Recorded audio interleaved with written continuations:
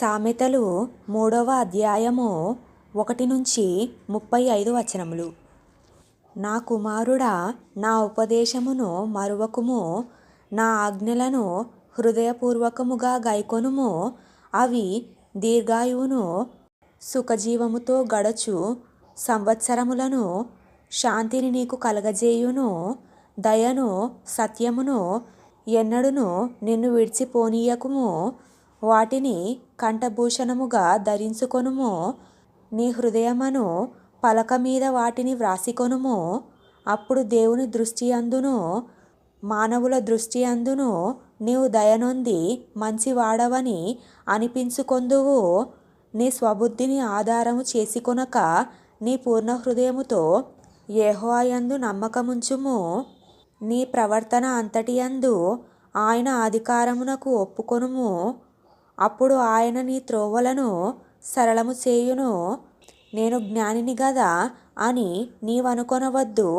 యెహోవా యందు భయభక్తులు కలిగి చెడుతనము విడిచిపెట్టుము. అప్పుడు నీ దేహమునకు ఆరోగ్యమును, నీ ఎముకలకు సత్తువయు కలుగును. నీ రాబడి అంతటిలో ప్రథమ ఫలమును, నీ ఆస్తిలో భాగమును ఇచ్చి యెహోవాను ఘనపరచుము.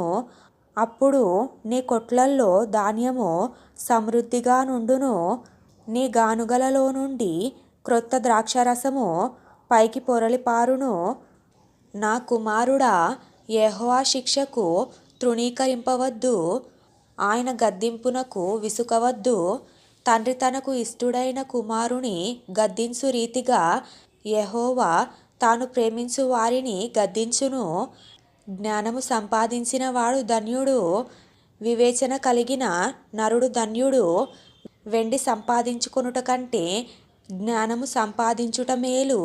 అపరంజి సంపాదించుట కంటే జ్ఞానలాభము నొందుట మేలు. పగడముల కంటే అది ప్రియమైనది.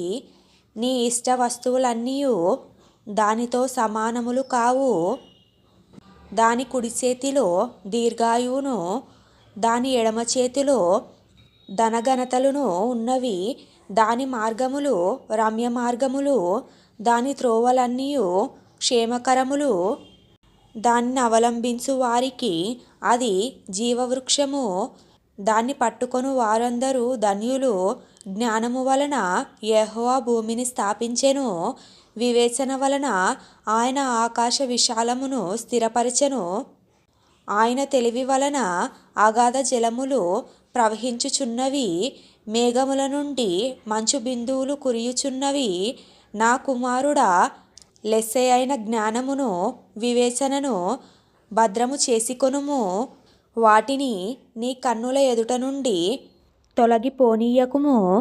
అవి నీకు జీవముగాను, నీ మెడకు అలంకారముగాను ఉండును. అప్పుడు నీ మార్గమును నీవు సురక్షితముగా నడిచెదవు. నీ పాదము ఎప్పుడును తొట్రిల్లదు. పండుకొనున్నప్పుడు నీవు భయపడవు. నీవు పారుండి సుఖముగా నిద్రించెదవు. ఆకస్మికముగా భయము కలుగునప్పుడు, దుర్మార్గులకు నాశనము వచ్చినప్పుడు నీవు భయపడవద్దు. యెహోవా నీకు ఆధారమగును. నీ కాళ్ళు సిక్కుబడకుండునట్లు ఆయన నిన్ను కాపాడును. మేలు చేయుట నీ చేతనైనప్పుడు దాన్ని పొందదగిన వారికి చేయకుండా వెనుక తీయకుము. ద్రవ్యము నీ యొద్ద నుండగా రేపు ఇచ్చెదను పోయిరమ్మని నీ పొరుగువానితో అనవద్దు. నీ పొరుగువాడు నీ యొద్ద నిర్భయముగా నివసించునప్పుడు వానికి అపకారము కల్పింపవద్దు. నీకు హాని చేయని వానితో నిర్నిమిత్తముగా జగడం ఆడవద్దు. బలాత్కారము చేయువాని చూచి మత్సరపడకుము. వాడు చేయు క్రియలను ఏమాత్రమును చేయగోరవద్దు. కుటిలవర్తనుడు యెహోవాకు అసహ్యుడు. యథార్థవంతులకు ఆయన తోడుగా నుండును. భక్తిహీనుల ఇంటి మీదికి యెహోవా శాపము వచ్చును. నీతిమంతుల నివాస స్థలమును ఆయన ఆశీర్వదించును. అపహాసకులను ఆయన అపహాసించును. దీనుని ఎడల ఆయన దయచూపును. జ్ఞానులు ఘనతను స్వతంత్రించుకొందురు. బుద్ధిహీనులు అవమానభరితులగుదురు.